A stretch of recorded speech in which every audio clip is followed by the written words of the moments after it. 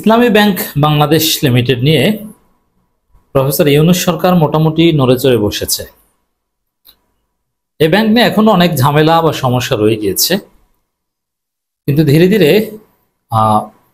মায়ের কোলে তার সন্তান ফিরে আসবে, সেদিকেই যাচ্ছে পরিস্থিতি। এই ব্যাংক নিয়ে যারা বিভিন্ন নাটক করেছিল বা যাদের মাধ্যমে বিভিন্ন অনিয়ম হয়েছিল, ধীরে ধীরে তাদেরকে ধরছে সরকার, গ্রেপ্তার করছে। ইসলামী ব্যাংকের সাবেক এমডি মনিরুল মাওলাকে গ্রেপ্তার করেছে পুলিশ এবং আরো অনেকের বিরুদ্ধে আইনি ব্যবস্থা নিচ্ছে। এটা তাৎপর্যপূর্ণ।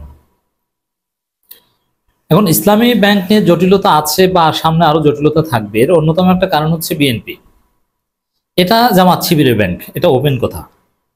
জামাত শিবিরের লোকজন মুষ্টি চাউল উঠিয়ে নানানভাবে ধীরে ধীরে এই ব্যাংক গড়ে তুলেছে। জামাত শিবিরের লোকজনের প্রতি যে আস্থা, তাদের যে ডেডিকেশন, এই জায়গাটা থেকে এই ব্যাংক আজকে এই পর্যায়ে এসেছে, বাংলাদেশের লার্জেস্ট প্রাইভেট ব্যাংক হিসেবে প্রতিষ্ঠিত হয়েছে।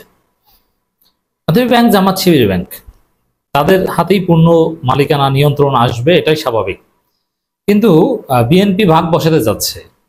এস আলম গ্রুপের কাছ থেকে টাকা খেয়েছে বিএনপি। যুব দলের নেতারা প্রায় 200 কোটি টাকা খেয়েছে, তার মধ্যে 180 কোটি টাকা পাচার করেছে। 20 কোটি টাকা দিয়ে গুলি করেছিল ইসলামী ব্যাংকে, আগুন দেওয়ার চেষ্টা করেছিল এস আলম গ্রুপের দুর্নীতি নথিপত্র পোড়াতে, কিন্তু পারেনি। ধীরে ধীরে এই এস আলম গ্রুপ এবং এস আলম গ্রুপের লোকজন ধরা পড়ছে। এখানে আরেকটা গুরুত্বপূর্ণ শিক্ষণীয় দিক বা ব্যতিক্রমী একটা দিক আমরা লক্ষ্য করছি, যে জামাত করতো, শিবির করতো, অনেকে চাকরি বাঁচানোর নাম করে এস আলম গ্রুপের এমন দালালি করেছে, যেমন মনিরুল মাওলা, যেটা মারাত্মক অপরাধ। এবং এখানে আরো অনেক প্রশ্ন আছে যেগুলো মীমাংসার দিকে যাচ্ছে বা যেগুলো ধীরে ধীরে সামনে আসছে। এই মনিরুল মাওলার গ্রেপ্তারের পর আরো অনেক কর্মকর্তাদের এখন পুলিশ খুঁজছে, যে সরকার ডিজিএফআই এর মাধ্যমে হাসিনা এই ব্যাংক দখল করেছে, কিন্তু এই ব্যাংকে যারা চাকরি করত তারা যদি সবাই সম্মিলিত প্রতিবাদ করতো, এটা হয়তো পারতো না। অথবা এই ব্যাংকে যারা চাকরি করতো, বিশেষ করে উচ্চপদস্থ, তাদের একটা অংশকে ম্যানেজ করেই তারা দখল করেছে। যেমন তৎকালীন এমডিকে সরিয়ে দিতে হবে, চেয়ারম্যানকে সরিয়ে দিতে হবে, তারপরে অন্য কেউ যাকে এই পর্যায়ে এই জামাতপন্থী অ্যাডমিনিস্ট্রেশনে এনেছে, তারা রাজি হয়েছে, ঠিক আছে ডিজিএফআইকে বলে স্যার সরিয়ে দেন, আমি আছি। এইরকম কিছু বিশ্বাসঘাতকতা কিছু জামাতের লোকজন করেছে, নইলে এত সহজে ব্যাংক দখল করতে পারতো না। যদিও হাসিনার যে সিস্টেম ছিল তাতে অ্যাটেনি কস্ট দখল করত, কিন্তু এই জামাতের কিছু লোক বিশ্বাসঘাতকতা করেছে। দুইটা বিষয় দেখেন, চাকরি বাঁচানোর জন্যে ঊর্ধ্বতন কর্তৃপক্ষের নির্দেশ মানা এক জিনিস, আর নগ্ন দালালি করা, ব্যাংক দখলে সহায়তা করা আরেক জিনিস। মনিরুল মাওলা এটা করেছেন। মনিরুল মাওলাকে জামাতের অনেকে এখনো পছন্দ করেন, যে কথায় কথায় কোরআন হাদিস বলেন, খুব ভালো মানুষ, নামাজি মানুষ, দাড়িওয়ালা মানুষ। আসলে এস আলম গ্রুপের লোক ছিল তিনি ওই ব্যাংক দখলে জামাতপন্থী হয়েও বিশ্বাসঘাতকতা করেছিলেন, ডিজিএফআই কে সহযোগিতা করেছিলেন, যার পুরস্কার তিনি এক পর্যায়ে পেয়েছেন। তখন থেকে আরো অনেক এরকম ছিল।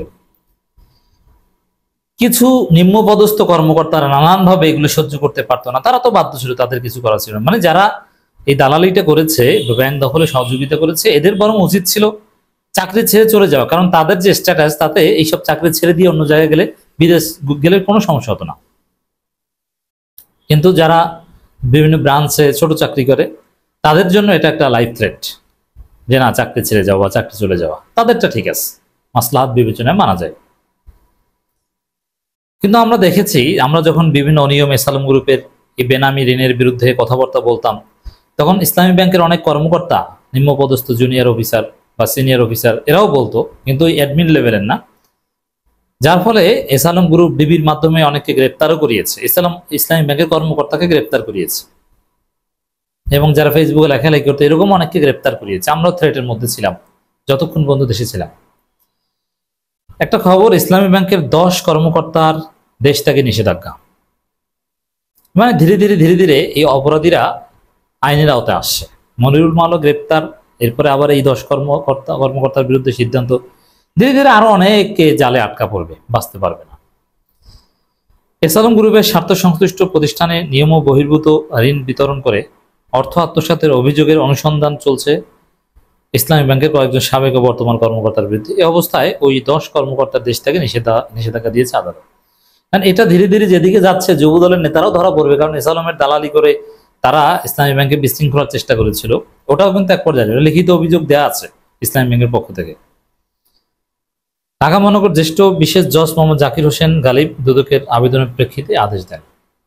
নিষেধাজ্ঞা কর্মকর্তারা হন ইসলামী ব্যাংক বাংলাদেশ লিমিটেড সাবেক ব্যবস্থাপনা পরিচালক এমডি মোহাম্মদ মনিরুল মালা, কিন্তু গ্রেপ্তার। ব্যাংকটির কর্মকর্তা মিফতা উদ্দিন, মোহাম্মদ এহসানুল ইসলাম, মোহাম্মদ সিরাজুল কবির, মোহাম্মদ কায়সার আলী, তাহের আহমেদ চৌধুরী, মোহাম্মদ মুস্তাক আহমেদ হোসেন, মোহাম্মদ ফয়সাল, মোহাম্মদ জুবাইতুল হক ও এস এম তানভীর হাসান। এই যাদের নাম আসলো এদের বেশিরভাগই প্রো জামাত ছিল, জামাত অ্যাপয়েন্টেড ছিল। পরে এরা এই অনিয়মের সাথে জড়িয়ে পড়েছে। এই জন্য জামাতের কেউ যদি বিচ্যুত হয় আদর্শ থেকে, তার বিচ্যুতিটা মারাত্মক লেভেলের হয়।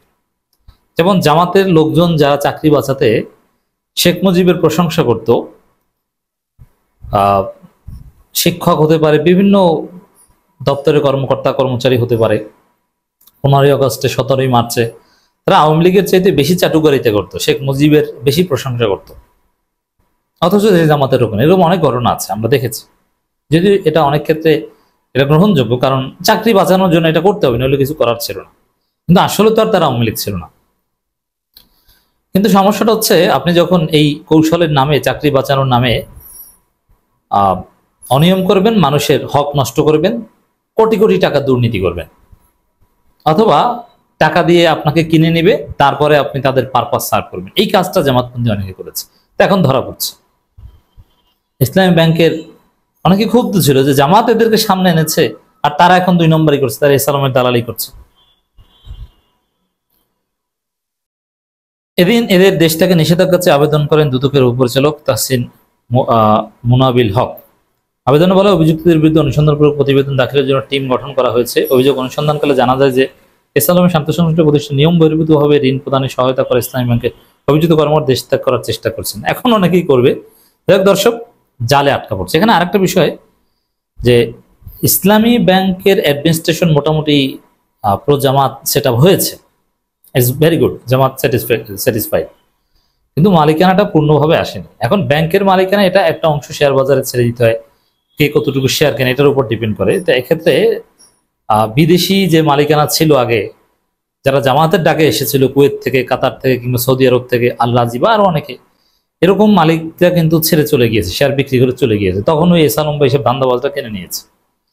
এখন জামাতপন্থী বড় বড় ব্যবসায়ী বা জামাতের ডাকে বিদেশ থেকে আসবে, যদিও ইটস ভেরি টাফ, এরকম বিভিন্ন কোম্পানি বা বিভিন্ন প্রতিষ্ঠান এসে যদি শেয়ার কিনতে পারে, তখন এই ব্যাংকের উপর জামাতের পূর্ণ নিয়ন্ত্রণ প্রতিষ্ঠা হবে বা ব্যাংক তার মায়ের কোলে ফিরবে।